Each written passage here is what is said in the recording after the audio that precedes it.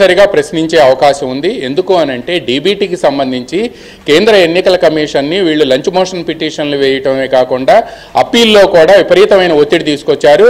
అయితే level playing field దెబ్బతింటుంది అని చెప్పి జనవరిలో ఇచ్చిన బటన్ నొక్కిన పథకాలకి ఇప్పటిదాకా మీరు నిధులు ఎందుకు విడుదల చేయలేదని ఈ ఒక్కరోజు 10వ తేదీ ఒక్కరోజు ఆగితే 14వ తేదీ ఇవ్వచ్చు కదా అని చెప్పి కేంద్ర ఎన్నికల కమిషన్ లేఖ రాయటంతో దాన్ని రికార్డు చేసి ఆ అప్పీల్ మూసేశారు. అయితే ఇదే సమయంలో 14వ తేదీ మాత్రం నిధులు విడుదల చేయలేదు.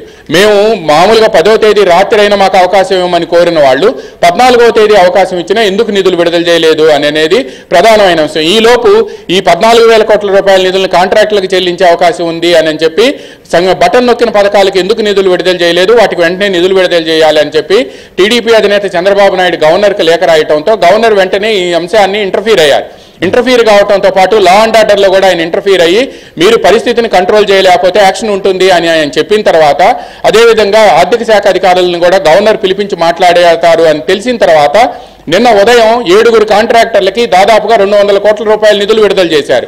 వీళ్ళందరూ కూడా గవర్నమెంట్ మెడికల్ కాలేజెస్కి సంబంధించి గవర్నమెంట్ ఆఫ్ ఇండియా నుంచి వచ్చిన మ్యాచింగ్ గ్రాంట్ కలిపి ఇచ్చే ఫండ్స్ని ఇప్పటిదాకా ఆపి నిన్న రిలీజ్ చేశారు. ఈ విషయం తెలుసుకున్న గవర్నరు తనకు తెలియకుండా ఎట్టి పరిస్థితుల్లో కూడా మీరు ఫండ్స్ రిలీజ్ చేయడానికి వీల్లేదని చెప్పడంతో నిన్న హడావిడిగా 2 పథకాలకు సంబంధించి సుమారు 2,000 కోట్ల రూపాయలు విడుదల చేసి చేతులు దులిపేసుకున్నారు.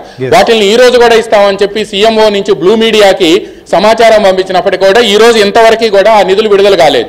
కేవలం 2,000 కోట్ల రూపాయలు సుమారు 2,000 ఒక పథకానికి 1,400 కోట్లు ఇంకో పథకానికి 500 కోట్లు విడుదల చేసి చేతులు దులిపేసుకున్నారు. అంటే మీరు అంతకు ముందు చేసిన హడావిడి ఏంటి? ఈ రోజు మీరు ఆ రోజే మీ దగ్గర 14,000 కోట్లు ఉన్నాయంటే ఆ 14,000 కోట్లు ఏమైపోయాయి?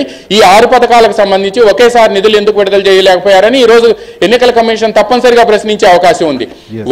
మీరు నేరుగా తీసుకువెళ్ళి సామాజిక భద్రతా పెన్షన్లని వృద్ధులు వికలాంగులు వాళ్ళకి వితంతువులకి మీరు నేరుగా ఇంటికి తీసుకువెళ్ళేవమంటే మీరు అలా కాకుండా అంతకుముందు సచివాలయాలకు పిలిపించి ఆ తర్వాత నేరుగా బ్యాంకులకు వేయటం ఏంటి అనే దాని మీద కూడా టీడీపీ కంప్లైంట్ చేసింది. వీటన్నిటి మీద కూడా ఈరోజు సీఎస్ని ప్రశ్నించే అవకాశం ఉంది. సీఎస్ మరో 2 నెలల్లో రిటైర్ అవబోతున్నారు. అందుకని ఆయన తెగ హడావుడి పడిపోతున్నారు. ఈ నేపథ్యంలోనే ఆయన తెలుగుదేశం పార్టీకి సంబంధించిన నేతలు ఫిర్యాదు చేసినప్పటికీ నేను తప్పనిసరిగా సానుకూలంగా స్పందిస్తానని చెప్పి చర్యలు తీసుకోలేదనేది తెలుగుదేశం పార్టీ ప్రధాన అభియోగం.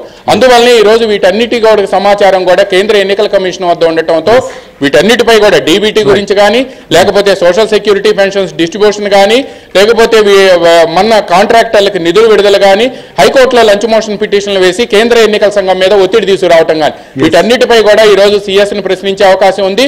పర్టికులర్ గా ఆఫ్టర్ పోల్ వైలెన్స్ మీద తాడిపత్రిలో కానీ లేకపోతే తిరుపతి అండ్ మాచర్లలో జరిగిన సంఘటనలపై కూడా డెఫినెట్ గా నిలదీసే అవకాశం ఉంది.